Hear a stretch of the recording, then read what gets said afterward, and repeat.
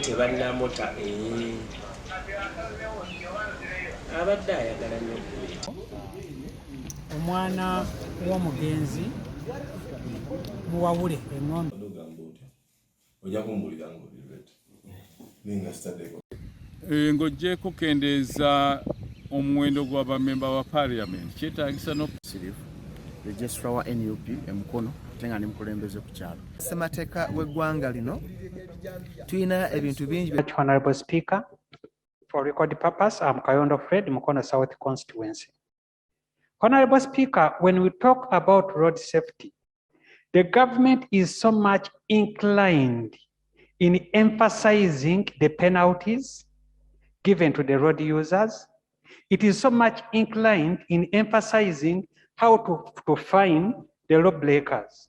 But the government has not put into place what is causing the etiology of the law, of what is breaking the etiology of the traffic misuse. Honorable Speaker. What was the word again? Etiologies. At the end of the day, we are having people losing their lives. But what the government is doing, it is strengthening the penalties it is giving to the end users. But it is not putting an end to what is stopping these people from breaking the traffic rules. I beg to submit, Honorable Speaker. Thank you very much, Right Honorable Speaker.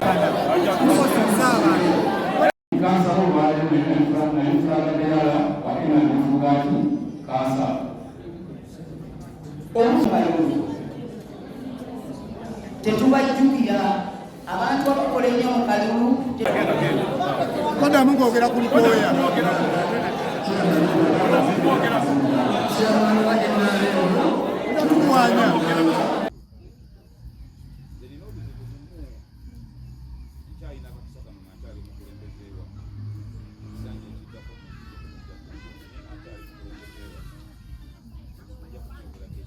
Lunaku nga lumu tuba tukimaliriza tutandika okusevinga obufunze twetaaga ebirowoozo byammwe mukulu abasinga bati enkiiko mujja kubalaba nga bajjudde tuli bangi nnyo mukono nga mukono bba owners association district namba tuli bangi muyinza okugamba abantu Tulina member waffe sorry asobola era ndowooza wakati wange ne mwami Mazinga meeting yonna eneddako nja kumuleeta naye ayina byaleseeyo ajje atusanze bannange bamemba bannange tuyige okubeera pankyo twerekereze tuyige okwerekereza abantu abajja okutumiitinga balina bye beerekereza naffe tuyige era ffe nga aba UFA Uganda Federo Alliance tulaba nga kyaluwa dda kubanga kyekimu ku bisibye ebizibu mu ggwanga Uganda.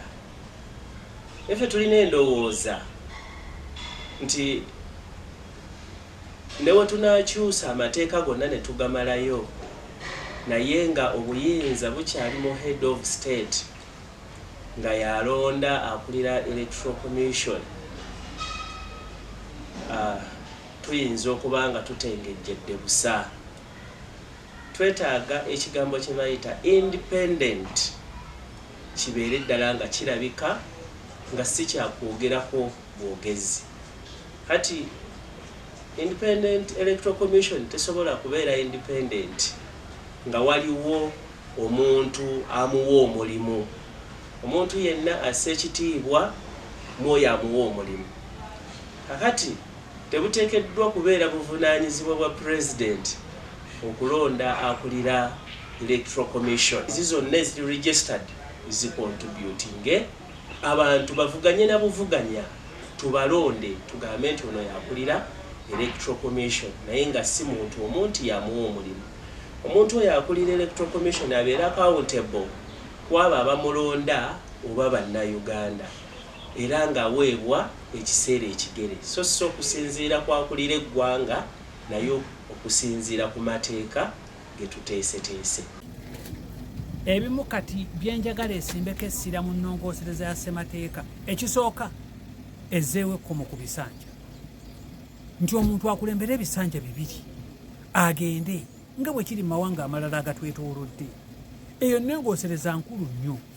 Ekyokubiri etteeka okuba nti paaliyamenti esobola oddiyisa ate ne lirinda omukono gwa pulezidenti etteeka liggwerenga mu paaliyamenti kubanga twayisa etteeka ly'ebyobuvubi nga tugamba nti amagye gave ku mazzi kakati etteeka likyaganya otteekebwa omukola kubanga pulezidenti tanaba kussaako mukono so emunongosereza ze baleeta senga bakireeta nti paaliyamenti bweriisa etteeka litandikirawo okukola pulezidenti bw'aba ayagala kyayagala mu tteeka ayite mu babaka be naye kakati amateeka gagaana okukola kubanga pulezidenti anagassaako mukono so ssemateeka w'eggwanga lino tulina ebintu bingi bye tulowooza nti bisaana okukyukamu gamba nga ensonga ey'okubeera nga abantu basibibwa mu makomera ne bavundira omwo nga bamiddwa bail nga bazibamma just lwakuba nti pulezidenti awadde directive ekyo nsaba kibe nga kikyukamu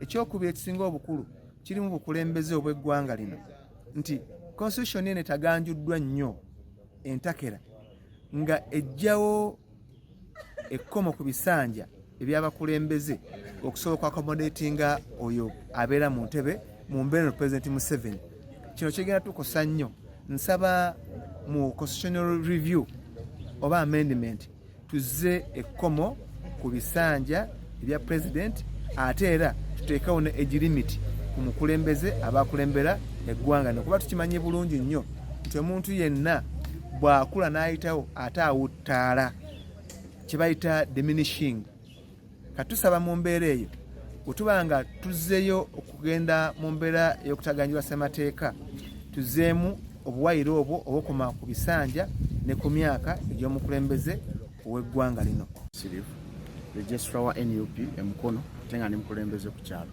ku bimu bye tulina okukola enkyukakyuka mu ssemateeka tugende nnyo mu kitongole kya judiciary tusanze obuzibu nti whereby omuntu ne waba asangiddwa nga mubbi anyakudde akasimu mu motoka omulaba anyakudde kiwoba tolina nnyo tofolowinze fayiro ekyo kyokka omusango baba bagugobye omulamuzi agamba twala genda kyo judiciary mwetaaga okukola mu review bwe tujja mu byobufuzi ekyamazima ffena tuweebwe equal opportunities nti bwannaffe be tuvuganya tumala akalulu atujja atandikirawo kuba campaign naye fe opposition tosobola oba okubyeko nga bakuleetera ekiteeka kya public order management bino nti bwe kiti bakuteekako akawaayiro akazibu nti IGP alina okuwa olukusa okusayiningirako biki IGP anamu appointing genda okwesanganga bizibuzibu so ssemateeka bingi ebirina okukolebwa okukyusibwamu tetulimu kubanga ebintu ebisinga obungi batera okuleeta enongosereza ezo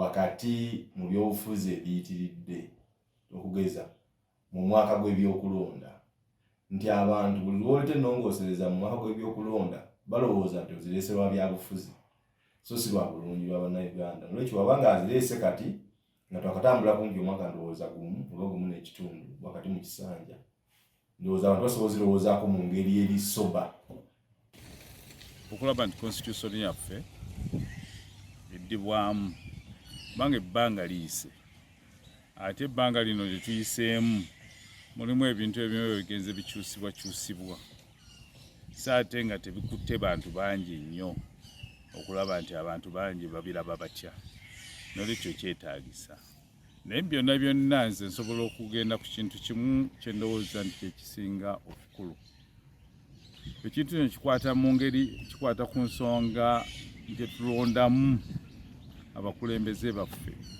naddala bamemba ba paaliyamenti okusookera ddala ndowooza nti bamemba ba paaliyamenti bangi nnyo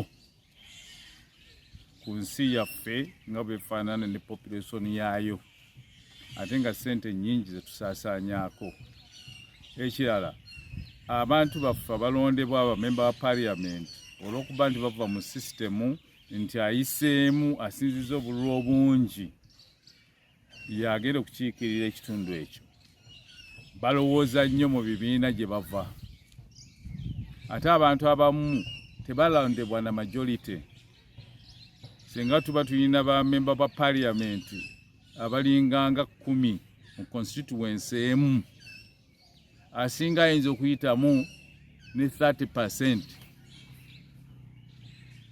abalala ne bagabana 70%, ne baba nga bafunye 20, 10, 8 and so on. n'ekyo kitegeeza nti bamemba ba parliament aba bakiikiridde constituency eyo baba nga tebafunye obululu obumala oburepresenting ebirowoozo byaba abali mu parliament. Ate bwe batuukayo mu constituency, ate bwe batuukayo nga bagenze mu parliament, abantu nga bakomyewo wano mu constituency